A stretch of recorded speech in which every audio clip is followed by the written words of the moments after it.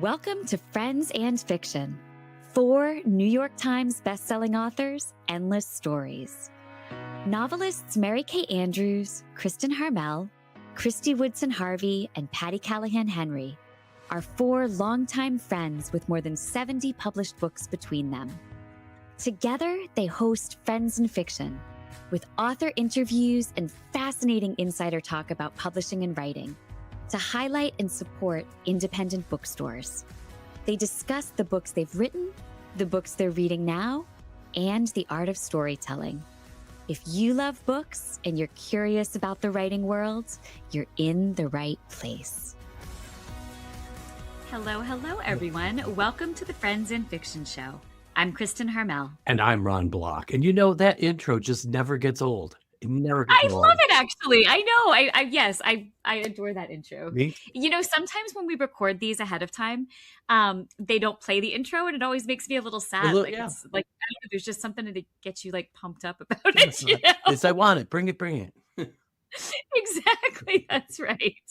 Well, everybody, this is Friends and Fiction. We are 4 New York Times bestselling authors and 1 very special librarian who gather every week to pull back the curtain on the writing life and talk about the books that you will cancel your plans to read.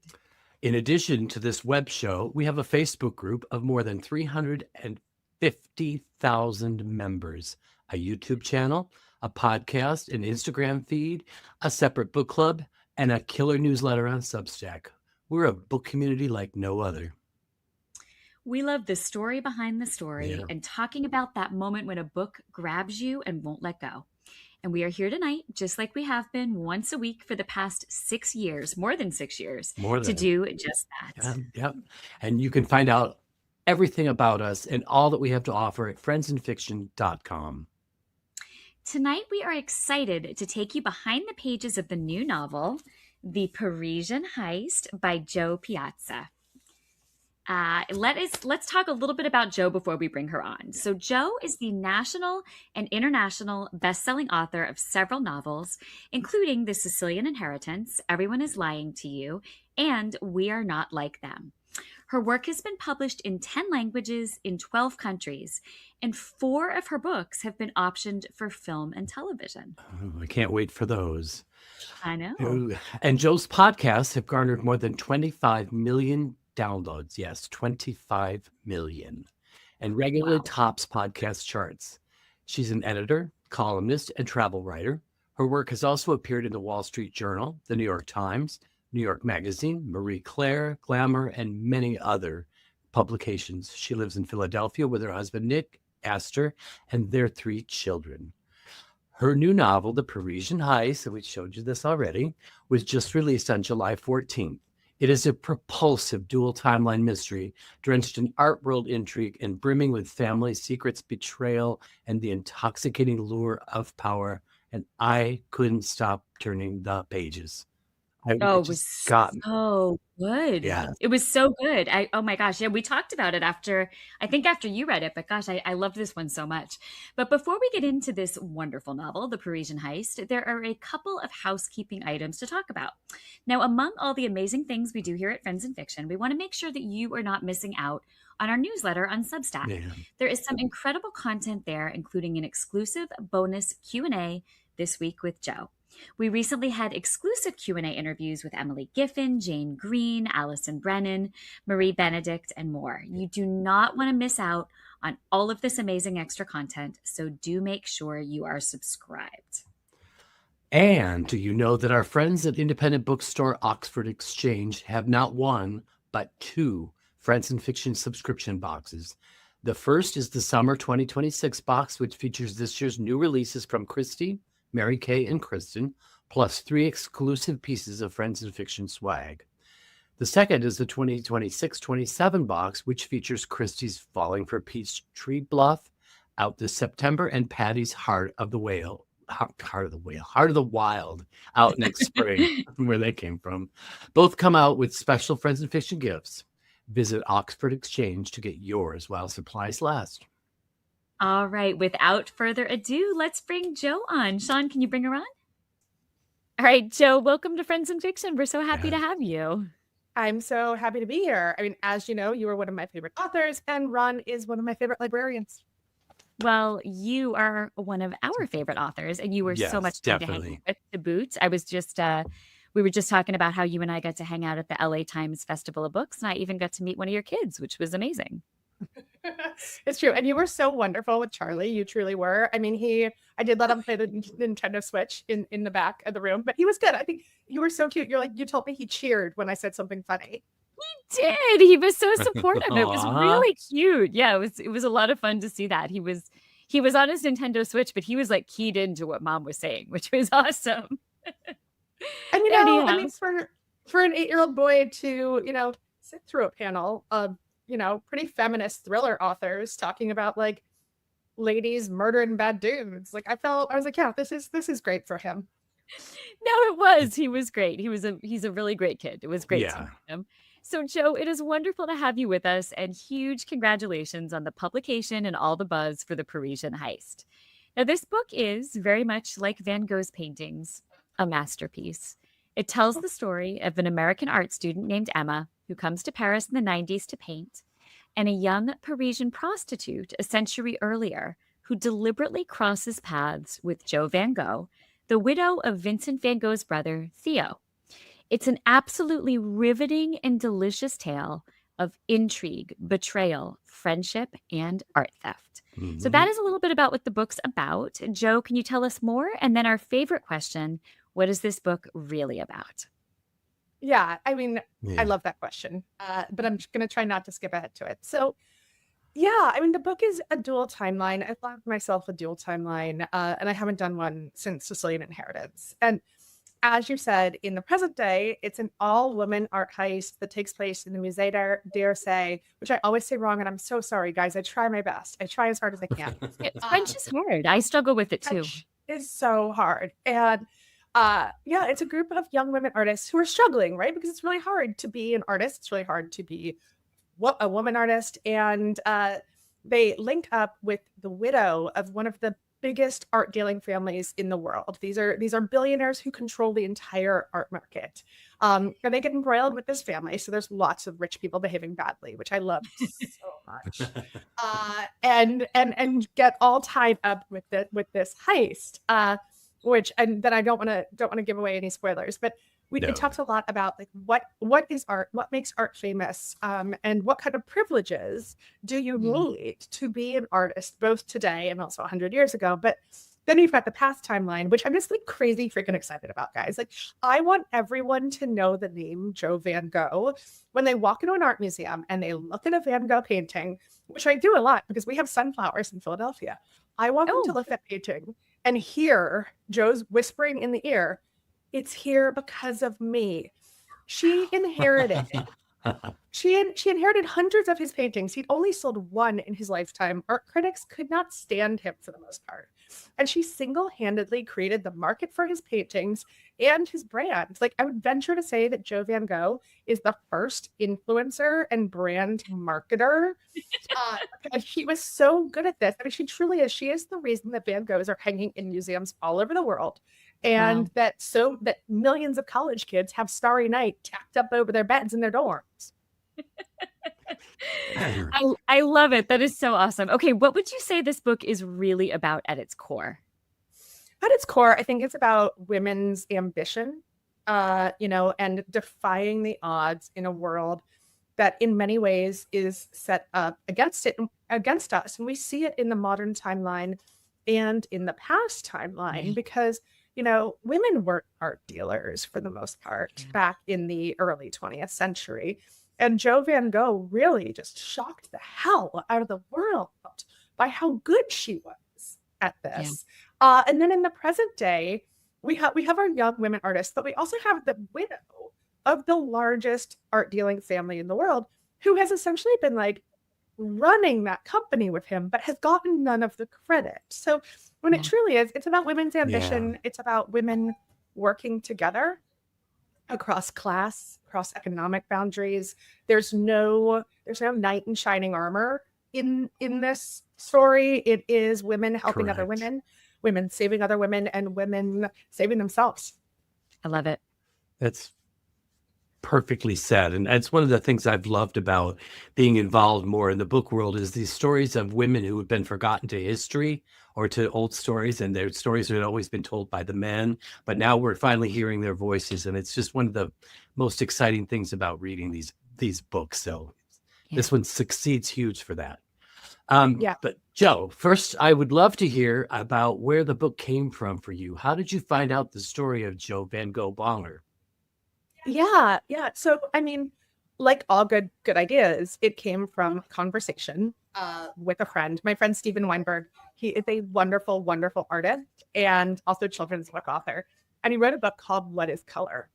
And it's the history and science of color. It's a children's book. It is the best children's book that I have read in a long time. And I have 3 kids. So like I know kids' books. And we always sell out of it at my bookstore. And so he's like, yeah, I'm researching this book. I was researching Van Gogh because Van Gogh used a lot of really innovative colors, right? And he's like, and I learned about Jo Van Gogh, his sister-in-law, who essentially made him famous. This is amazing for a feminist novel, but I, Steven Weinberg, can't write a feminist novel. You, Jo Piazza, are very well positioned to do so. And I started writing it like literally that night. And I got this biography of Jo. There was one very academic biography that's very good, but like very academic. I ordered it, got it like the next day, and just dove in from there. And then, I went to Paris and Amsterdam and did all this research, but she was even more compelling than I thought she was going to be. And I went deep down the Jo rabbit hole. But then I knew that I wanted, to include a modern timeline, to have someone kind of be our guide into how the art world has evolved. And I just love a good heist, guys. Like, I love a heist. And so I was like, okay, yeah, we're going to write a modern day art heist, but it's going to be the opposite of like Ocean's 11. It's going to be all women. And they're going to pull it off because frankly, Ron, so sorry. I love you. You were such a good man and I adore you. But I think that women would be better heisters than men. I would agree with you. I really would. I totally would. So I mentioned a little bit about telling women's stories. In your author's note, you have a little sentence that says, "I'm a sucker for a story about a woman defying the odds and pursuing an ambitious career in a world that does not make that easy, especially for mothers." Can you talk a little bit more about that, and why do these stories appeal to you so much? Yeah, I mean, I do, as you had mentioned earlier, I think that so many women have been written out of history because we haven't been the ones, not just writing history, but gatekeeping what is preserved and what people choose to publish and choose to talk about. And especially for mothers, because, we have for so long been thrust into a role of caregiving that is often separate from a professional sphere, or we're written off because we are in that role. And for a long time, since the beginning of human history, there have been mothers doing other ambitious things whilst mothering, but mothering has also been the one thing that we have gotten credit for. And so that is why I think that so many of those stories have been lost. And, Jo had a 1-year-old baby when she was widowed. She was in her 20s. She got no inheritance except for these hundreds of worthless paintings from her husband. And she did what she had to do to survive. And she pivoted like crazy and adapted because she really didn't have a choice. But then at the end of the day, she also loved it. So I had access to the originals of her diaries. I got to read them at the Van Gogh Museum, but they're also all online. So like you can do your own research. They've all been translated. You can read them. And in the originals, when she's younger, before she gets married, you can see her say things like, I wanted a bigger life. I wanted to like learn everything. And when she got married, I think, all of a sudden her primary role was to be a wife and was to be a mother. And she also loved that. But she was ambitious from the very start. And I think a lot of times the world tamps that ambition down. Oh, that's so true. Yeah. All right. So you have this real life character of Jo Van Gogh, this real person who really lived, who really did these things. But then you made a decision to tell Jo's story through the lens of Claire Donadieu. Am I saying that right? Donadieu? You are. Yeah. Okay, perfect. Who fakes a chance meeting with Jo so that she can meet her and ends up becoming her closest confidant. Can you talk a little bit about the character of Claire? Yeah, and that was a choice, right? I have never written a book about a real person, a fictional book about a real person. And, you know, as the journalist inside of me was like, I just do not feel comfortable inhabiting Jo's head. Completely. And so I made the choice to create a character, and Claire is completely fictional, but who was an observer, who was a confidant, who was a friend. And I did as much research as I could to get primary sources and to read Jo's words and to try to understand her. But I was much more comfortable building a world around Jo than inhabiting her interior world. I 100% agree with you. I come from a journalism background too, and that's always been a real hang up for me. Like, I have such admiration for writers who can take a real life and fictionalize that life, but I think it's just a boundary that I, as a journalist, could never cross. You know, it's just so drummed into you that, like, if the person hasn't spoken those exact words, you can't put those words in their mouth.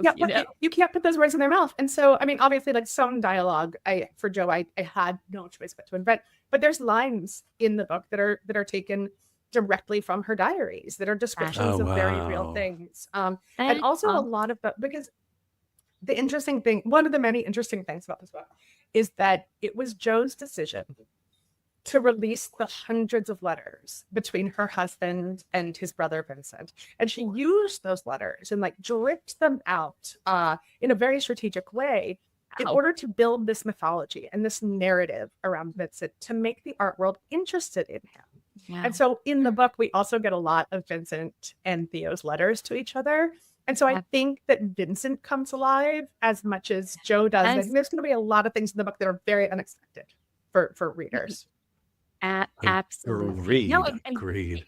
I really did come out of reading this book feeling like I knew them as people and as a family in a way that I never had before. And I've been to the Van Gogh Museum. Like, I've done that. I've immersed myself in it, but I feel like this book was the first time I really felt like I understood them. You also mentioned in your author's note that you want the era's ugliness toward women who created art and inspired it to feel very real. Why was this specifically so important to you?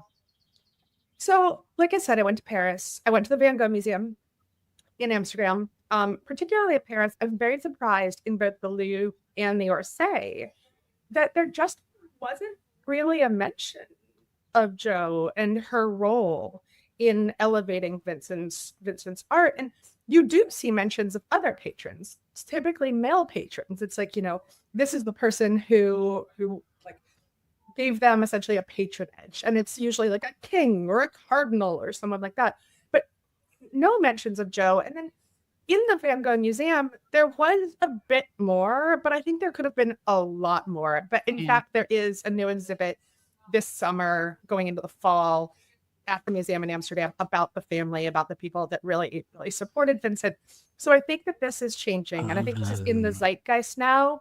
But I will say, I just do not think that we hear enough about the women behind this mythology of male genius, which is also something that I would just like love to erase, this ideal of male genius that we've kind of like put forth in culture for so long, because no one does anything that is worthy of genius alone. Okay.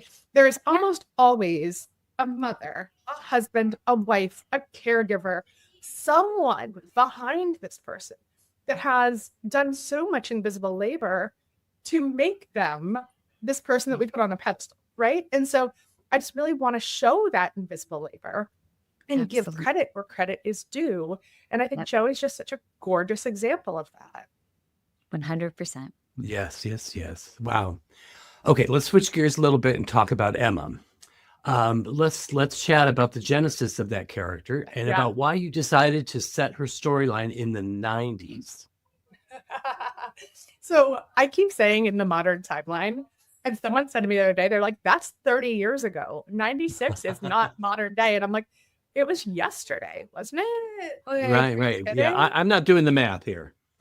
Don't do the math. It'll make you sad. So, I mean, I guess the 90s is kind of, it's a dual historical fiction timeline, y'all. I guess the 90s is kind of historical fiction now. No, I decided it was a very conscious choice to set it in the 90s because, frankly, I find writing modern day mysteries and thrillers really hard with the amount of technology we have. It's not exciting to just freaking Google something. Okay. Like, I want characters to have to like go in search of information. Like I love that we missed connections because not everyone is available all the time. Yeah. And 1996 was really kind of that line between like when we had less constant communication. It was right before smarter phones and Blackberries started coming out. And so I just thought it made it so much more interesting. I mean, also another example is I actually finished a book 2 days ago. I finished my next book. And it's a Dude Ranch murder for hire thriller. But at the Dude Ranch, they're so far, it's wild. Guys, you're gonna love this one so much too. But at a Dude Ranch, they don't have good Wi-Fi or internet, right? And so like that way you're also not in constant communication. So that was my biggest reason for setting it in the 90s. But it was also because it's so much fun. Like I loved the 90s. So like you're in and out of like smoky Parisian nightclubs and like all of a sudden someone sees Liam Gallagher somewhere. Like there's like all of this fun nostalgia. That's so cool. Did you kind of pull that in from memory, or did you have to kind of go out and do a little research to make sure you got it just right? Ron, this lives so hard in my memory that I was just like I could write these scenes from scratch. I really could. Yeah. I had a feeling. Okay, so we have a very important question to ask you. After reading this book, we had a little chat, and we want to know if you were involved in the 2025 jewel heist at the Louvre. Breaking news, guys. We're gonna break some freaking news on Friends in Fiction. It was me. No, we're just kidding. We're just kidding. No, I mean, I've gotten that question because, the book was written. The book was already written when the Louvre heist happened. And in fact, we were about to release the cover that week. And all of a sudden I wake up to news of the Louvre heist. And I called my team. That week. Yeah. And so my God. And I'm like, release it now. And they're like, is it ready? I'm like, I don't care. Release it now. Yeah. And so we did. But actually, I love the Louvre heist so much. And I have written about this because a heist is actually much more basic than it often is in movies. And so as part of my research, I actually have a security expert, Anthony Amore. He's head of security at the Isabella Gardner Museum. And so he's still chasing down the paintings from one of the biggest unsolved heists in history. There was a massive heist there in the 90s, and it's his life's work to recover these Vermeers. And we planned the heist very carefully so that it was real, but real heists are not necessarily sexy. And so I had one reviewer, I forget who was like, I don't know, if the heist is not as fun as you want it to be. And I'm like, no, it's real. I am a journalist, my friend. I am a journalist. I still think it's kind of sexy, but the Louvre heist proved that, right? Like they just stole like a cherry picker and put on a freaking balaclava and broke a window. It's kind of insane. Yeah. That's crazy how these things come into play. So did you, how did you go about with the heist? You talked a little bit about it, but how did you decide exactly how to make it all work? Yeah, no, I mean, like I said, so I talked to Anthony. I talked to some folks who have worked really closely with the FBI to recover stolen artwork. And we also have a forgery involved. So I talked to some forgery experts and some restoration experts. It was really important to me, because of the journalism background, I'd research my fiction as hard as I would my nonfiction, right? Like I really want those details to sing. And so, I went deep down the rabbit hole of the black, dark art market, which is a multi-billion-dollar industry where like art is just like bought and sold and traded for like drugs and arms. And so, I mean, it is like really kind of sexy and scary on the back end, but also just in a very bureaucratic kind of like spreadsheet kind of way. No, that completely makes sense. And it's funny. I'm the same way in terms of research. Again, coming from a journalism background, it's like, it's the only way I know how to do it, but it makes me feel like the ground beneath my feet is stable when I know the facts, Yeah, exactly. I mean, like I could have had my heisters come in and like, put some chloroform over security's mouth and throw a smoke bomb and then like dive over like a bunch of like red laser beams like Catherine Zeta-Jones. But the truth is actually that, especially in the 90s, and I was checking like to see what art museum security was like in the 90s, but it holds true for now, was not that freaking sophisticated. Yeah. In a lot, I mean, as we saw with the Louvre heist, still isn't today. And Yeah. so, a heist is more about having a little bit of insider knowledge and So true. patience and Yeah. luck. Which I feel like is even more interesting to read about on the page, because it's like the Mhm. psychological elements Yeah. of the heist rather than just the smash and grab and bang and all that, Right. More to All it. right. Before we keep going, and there is more to chat with Jo about, I want to remind everyone out there watching and listening to rush out and buy your copies of The Parisian Heist. The perfect place to do that is in the Friends and Fiction shop on bookshop.org. And as we remind you every week, you will not only be getting it there at a discount, but all your purchases there support our show, our guests, and independent bookstores nationwide. Bookshop has raised an astounding $50 million for independent bookstores. I love Shop that. there online when you cannot get out to an indie in person. I love that. Okay, back to you, Jo. Can you talk to us a little bit about your podcast, Under the Influence? We're big fans. Yeah. So I've been doing Under the Influence for 6 years now, which I know because I have a 6-year-old.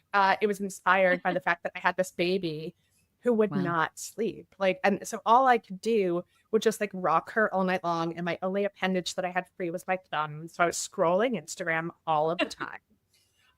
And was exhausted. And I was being served mom influencers who were these perfect seeming women. Their houses were so clean and they're always in white linen, and yet they had 19 children. And I'm like, I'm doing everything wrong. I'm clearly a massive failure. And so I started Under the Influence as a deep dive into the world of influencers and discovered as a journalist, this multi-billion-dollar industry that at the time, 6 years ago, was mostly being ignored by mainstream media. Because it was by women for women. And so that's where it grew out of. Since then, it's kind of evolved into more of a chat show about how we interact with social media and also how we live in the world as women in this world that is so strange and changing every 5 minutes.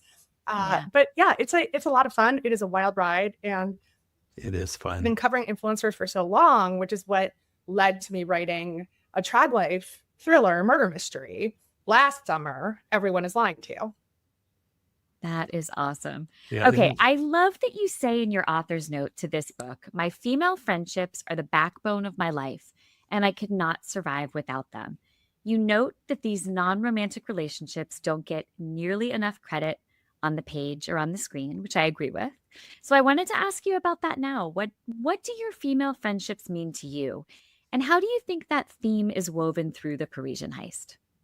Yeah, I truly, truly believe it. My female friendships have been the backbone of my life. And yet I don't think that we give as much cultural significance to them as we do to romantic relationships. They don't have the same kinds of milestones. They don't get the same kind of gravity in books, movies, or TV show. And I love my husband so much. He's wonderful. He is with my 3 children right now, so I can be doing all of these things. That's awesome. But a man has never been the one who has saved me or fixed my life. My girlfriends have over and over again, right? They have swooped in and picked me up off the bathroom floor when I was a disaster. And so I just want to give credit to those relationships and elevate them as much as we do the romantic relationships. And that's not to say I don't like romance. I love a little spice. Something real fun happens in the Louvre in this book. La la la la la la la la la. Yeah, but I do feel that in the book there is romance. There's a little bit of romance, with a few of the characters, but I think really it is grounded by the female friendships, both in the present day and in the past storyline. Yeah, and that's always my goal. In the present, in the 90s, guys, in the 90s. It still feels like the present to me. The 90s were just yesterday. They were just yesterday. Yeah, okay, just normalize that. Just normalize that across the board. So, so in the present day, we have a group of young female artists who are caring for each other and elevating one another and supporting one another. But then also it is multi-generational story, because we also have the story of Stella Swanson, who's many decades older, and also really wants to support these young women and reinvent herself later in life, because she has been that wife and that companion and caregiver and support system for her husband for so long. And she wants this to be her time to shine.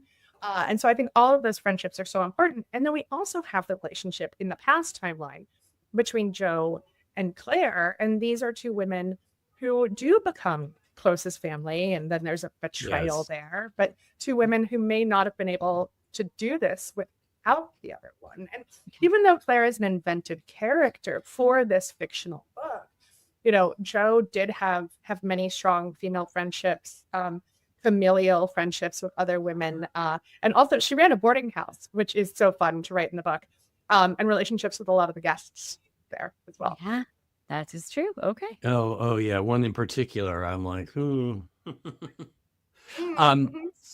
So sadly, our time together is coming to an end. But before we let you go, we want to know where we can find your podcast and where we can follow you online. And tell us a little bit. You mentioned your husband a minute ago. He did something incredible for you in Times Square. Oh, he did. He did. Guys, Yeah. Nick Astor is like my best marketer. And as you all know, reaching readers and, helping people discover books is really hard. It's one of my goals as an author, not just to help people find my books, but to help people find other great books that they're going to connect with. And so Nick bought me a billboard in Times Square for Everyone Is Lying to You for Mother's Day.